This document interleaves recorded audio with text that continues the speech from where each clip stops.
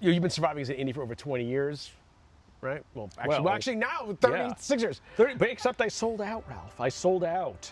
Well, I was going to ask, like, before your recent sellout, were you ever tempted to go 9 to 5? Never. Never. Like, so I did a bunch of side stuff occasionally. Like, I would do a consulting, and I really liked that, right? You know, my Valve gig was, they approached me in 2018, and they said, hey, do you want to work with us? And I'm like, well, only if I can stay in Boston, do whatever the heck I want for as long as I want. And they were awesome, and it was the anti-9 to 5. Yeah. And I thought, okay, that's, you know, the creative juices were flowing, and I could do whatever I want. I'm not set out for 9 to 5. Sure. I haven't done a 9 to 5 since 93. I don't know, man, maybe a different tack. I could have done 9 to 5. I'd be like super, you know, CEO of president of video games now. I don't know. Yeah, I don't know. I mean, it's I feel like 9 to 5 jobs today are better than they were when we started. Like, you get massive perks. People make a ton of money. That wasn't the case if you're high up. Oh, I don't know. I mean, I've seen some people make. Have you talked to Gen Z? They hate it, man. It's terrible. Well, they don't have 9 to 5s anymore. But I'm saying, like, I feel like. Yeah, you're indie, right? I mean, like you're but I have tried to fire myself several times. It's not unsuccessfully. But you like your boss too much. Sure, but you know what? I've seen what some of these people make at the companies that I have to deal with, and I'm like, you know what? I could probably gulp it down for that amount of total compensation. So I can answer that question for you and me and everybody. I've been down that route. Consulting can pay really well. Yeah. And if you don't love the work, there's a point where you're just like, you know what? I'd rather be indie. I know that happened. That actually happened to me. Yeah, there you go. So there's your answer. You're but indie. It was a long time ago. I was like, a couple times I've done that. Yeah.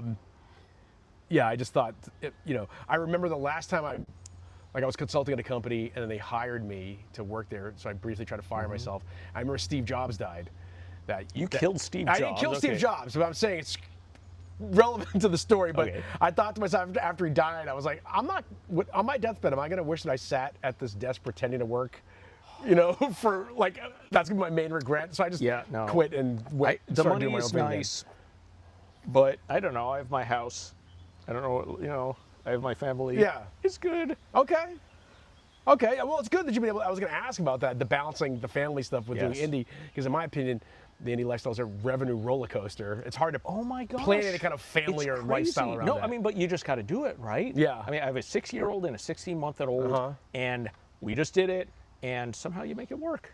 Yeah, interesting. Yeah. Okay. Yeah, because I was going to ask, like, before you start, did you have an end game, or were you just surviving from one year to the next? With Deja, my previous company? Did you have any kind of a plan before you, when you were just consulting and? Oh, well, I mean, I always did consulting while I was doing Deja Bomb. Right, but did Deja Bomb have a grand plan, or was it just like, we got a project now, we got another one, you know what I mean? What indie studio? Exactly. We were small. We were like under 16 for all our projects. That's still a lot of people. You had under 16s? Yeah. Having close to 16 is pretty big. And I think, gosh, what do I want to say about that? I was too young when I was younger. Right. Undisciplined. I think, you ask a good question. Do we have a plan? We were making games. And, funny thing, folks with better plans are also not in business anymore. Yeah. So what? Yeah. I'm in business because I have no choice.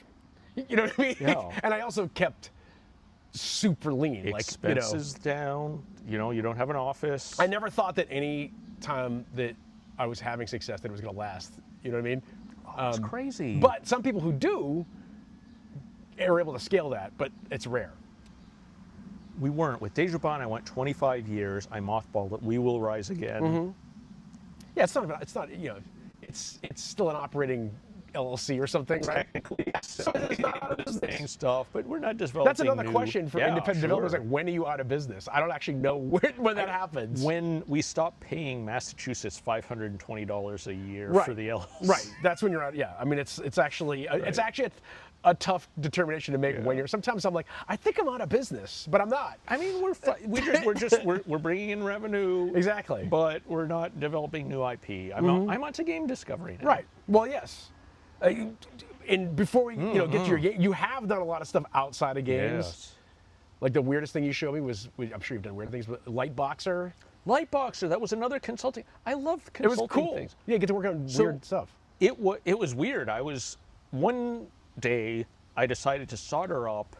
Okay, you know, I got my soldering kit out. I'm like, DDR plus boxing, Dance Dance Revolution, and you're hitting stuff. Yeah. And I posted this to Facebook, and then Alex Rogopoulos, who co-founded Harmonix, was like, "Hey, are you working with Todd?" And I'm like, "Who's Todd?" Well, it turns out Todd is a VC in the Boston area who was doing Dance Dance Revolution with boxing, and like they started a company to do that. That was his sort of pet project. You know, when you're worth, you know, $1 billion, you can do that. And they needed a gameplay consultant, so I came in and I helped put together a team for that. And it was not just random people soldering stuff together. It was actually EEs and industrial designers, and it was really neat.